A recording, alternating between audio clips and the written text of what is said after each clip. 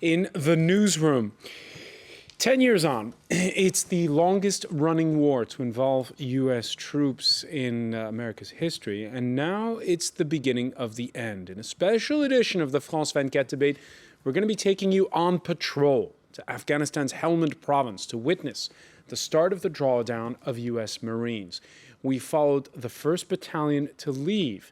After last year's surge, 10,000 will be gone by the end of the year from Afghanistan. That's before a complete withdrawal by 2014. France 24 senior correspondent Cyril Vanier will tell us what he saw when he was embedded with the 3-4.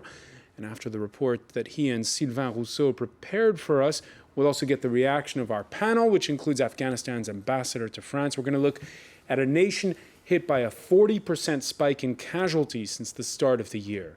Today in the France 24 debate, the start of the drawdown and the question of how to exit gracefully from what critics see as an unwinnable war.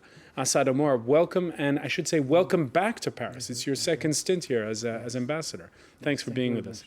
Also with us, Alain Lamballe, former French military attaché in India and Pakistan, who now works with the Asie 21 Groupe Futurible think tank. And you look at all kinds of issues, social issues, dealing with the whole area.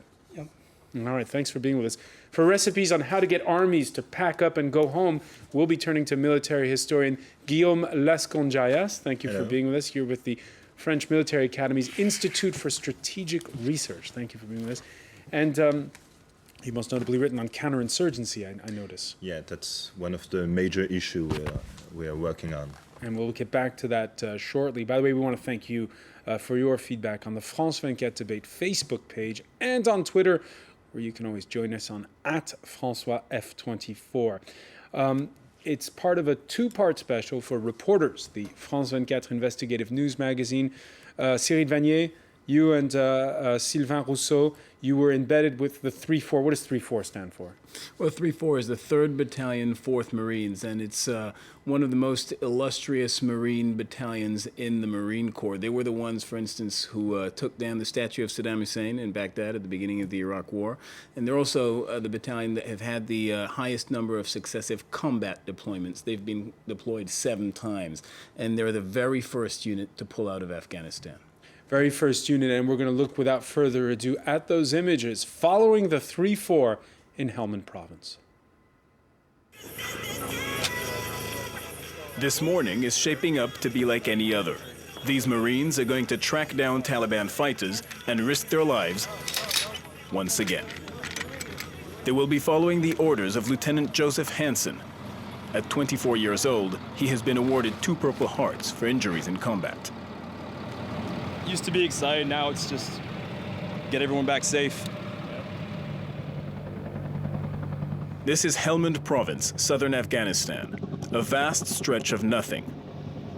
And a small patch of farmland, empty except for a few farmers, 100 to 300 Taliban fighters, and for the last 6 months, a battalion of the U.S. Marine Corps. Roger, copy. Hansen's team has had 12 injuries already. 2 men lost a leg after stepping on an improvised explosive device, or IED. The good thing about the cornfield is we're not worried about IEDs as much as we would be, because the Taliban, they don't want to mine the field that the villagers work in. Today's mission, push into a village 500 meters to the north, thought to be a Taliban hideout. 12 Marines walk in single file, staying 10 meters apart at all times. In the next 100 meters here, once we get past this open area, it becomes very dangerous. Every time that I've been north of this position, we've gotten engaged with small arms fire and medium machine guns. They edge forward, inch by inch. Fighters and civilians look exactly the same around here. Every movement is a potential threat. Fuck off, donkey. Hansen has called for backup. A second squad of Marines 300 meters away, armored trucks with heavy machine guns, and 2 attack helicopters. American intelligence says a dozen fighters on motorcycles have just moved into the village. Hey, take cover, take cover. Got it, take Bell, I got his position. That's coming from the west side of the canal. A first burst of enemy fire and then nothing. Give me a machine gun right up here, west, sir. Insurgents are outgunned. They have apparently decided not to pick a fight. Keep your eye on this guy, Gibbons. I want a close bolt on him. Then something strange happens. A couple of youths on motorcycles casually roll up. Taliban fighters, perhaps. Salam alaikum, salam alaikum. Lieutenant Hansen and his translator greet them politely. Tell him that I know I saw the other night, I saw an individual come in here with weapons. I just want to know where they keep them. They won't tell us. They'll never tell you, but I just want to put some pressure on them. You believe there are Taliban next to us right now? Oh yeah. At least one of those kids is a fighter. Would you agree? Yeah, that's definitely there.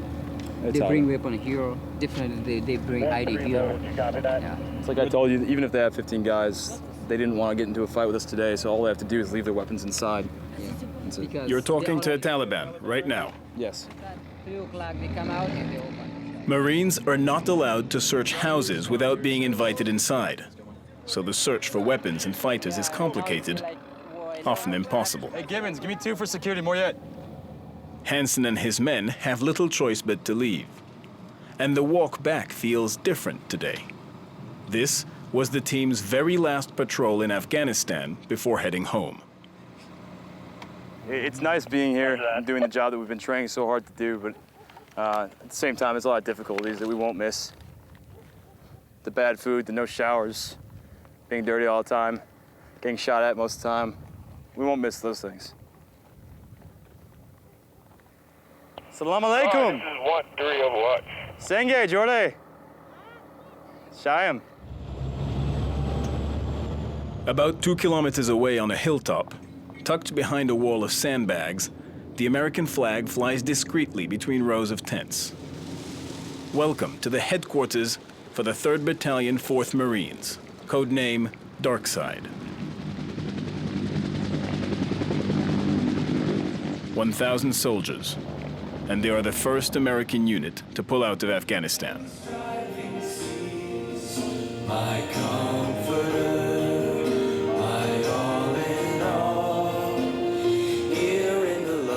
Drew, the battalion's chaplain, is holding the final service this evening. Between the camouflage Bibles and M16 assault rifles, Marines have come to praise God. I pray that you continue to be with the men and women who serve here in Afghanistan and around the world. I just pray these things in your holy name. Amen. And for the last communion, Drew thought he'd do something special. He managed to find real fresh bread, and despite the strict no-alcohol policy, real red wine.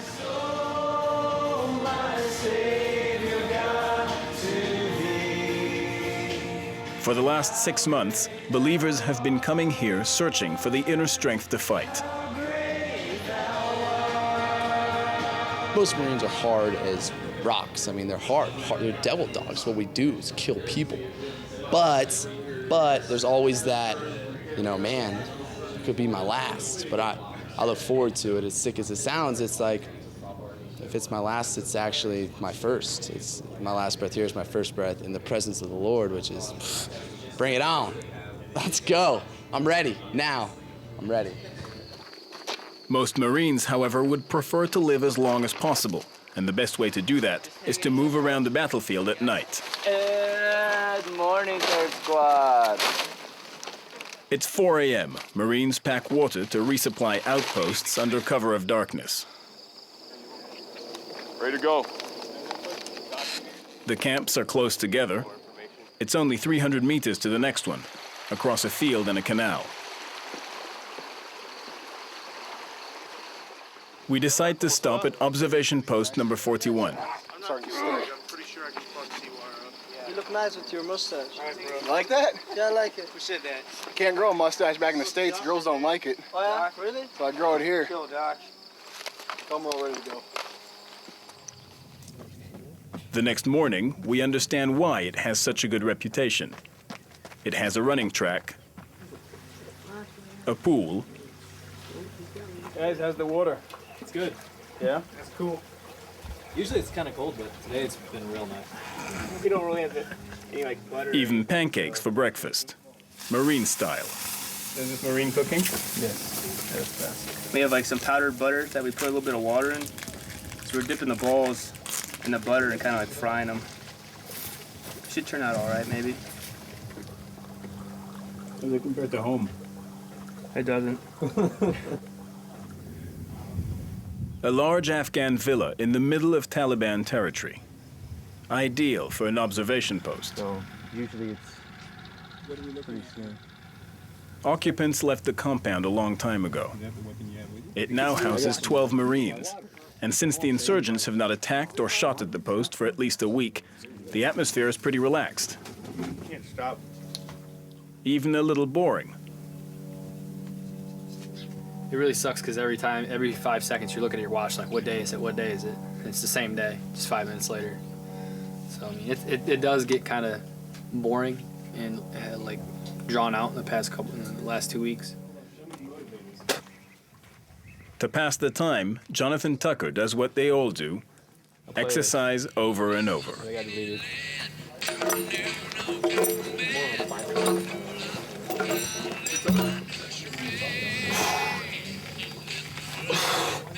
In a few weeks' time, he will return to civilian life, far away from here.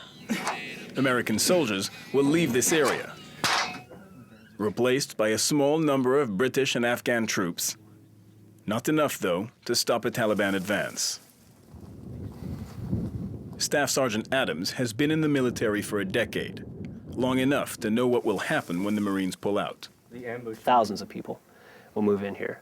This compound in particular, I wouldn't be surprised if 200 people lived here in just 2 months from now.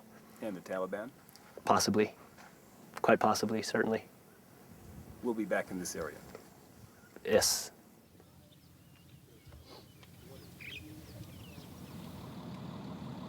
A few kilometers away, Lieutenant Joseph Hansen has an appointment with village elders.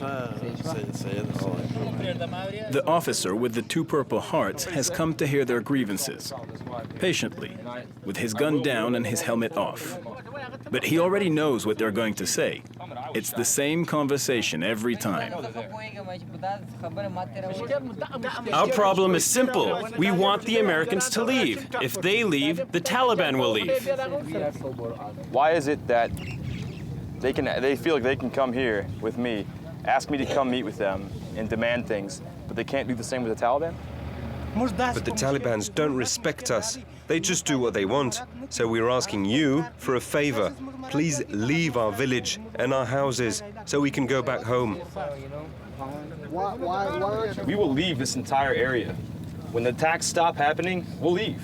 The elders have not realized it yet, but Lieutenant Hansen can no longer make demands. The pullout of his unit was decided a long time ago, and in 2 weeks, the villagers will finally get what they asked for. Back at battalion headquarters, the big move has already begun. Kilo Company 2nd Platoon has almost finished packing. Corporal Gakin is doing his last inventory. Every piece of equipment has to be accounted for. One of them should be checked out, the other one isn't. Next. 02971. Next. Gakin has been working with these weapons for 7 years. Iraq, then Afghanistan, he has fought the 2 wars of his generation, and now he's done for good. Ask him what he will miss most, and he doesn't need to think about it for long. I don't know. I love it all. My gun, honestly, like having the M4, my 203, being able to blow shit up. It's always fun. I'm not gonna lie. Definitely had to save my gun. I mean, it's always with you. You never leave it behind. It's kind of like your own little brother. You know, little brother won't leave you alone. That's how I think of my gun. So. Corporal Gakin will soon say goodbye to his trucks and his gun. A few days from now, 3rd Battalion, 4th Marines will be gone. Even the gym will make its way back to the United States. 10,000 American soldiers are scheduled to leave Afghanistan before the end of the year. And all the combat troops should be gone by 2014.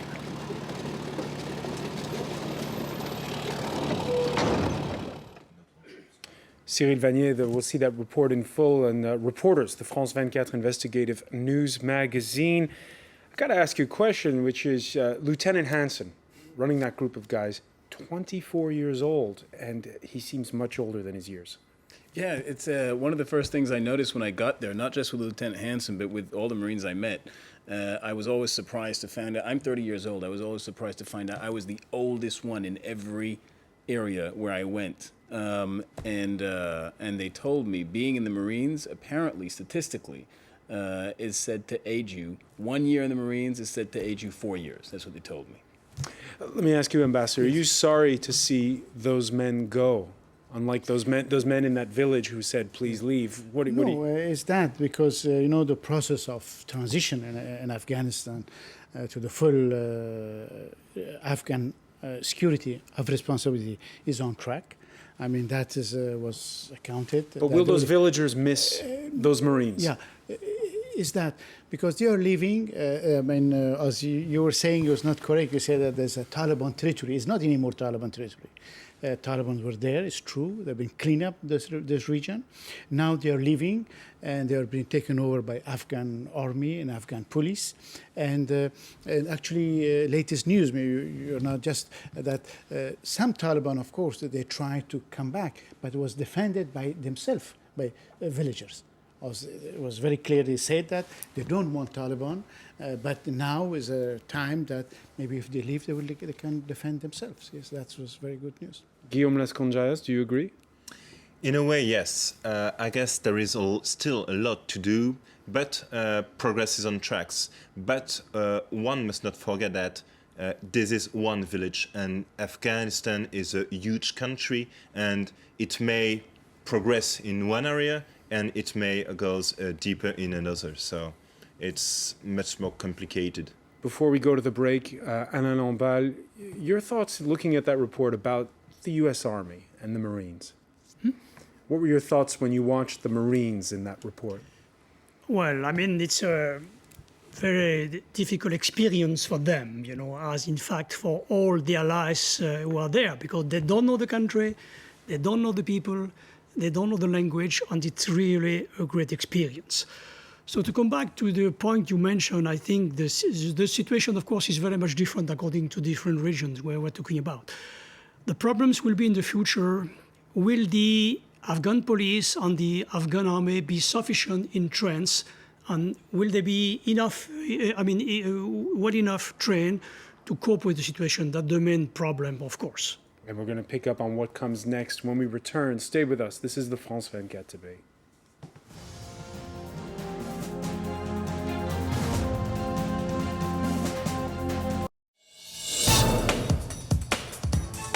Join us in Mitrovica, Kosovo's divided city. We'll tell you why a new crisis between ethnic Albanians and Serbs has alarmed the international community. And yet, against all the odds, some NGOs here are trying to rebuild bridges between the two communities. And we'll travel together to the city of Pristina, the capital of Kosovo. Don't miss Europe District, Saturday 1:10 p.m. Paris time on France 24.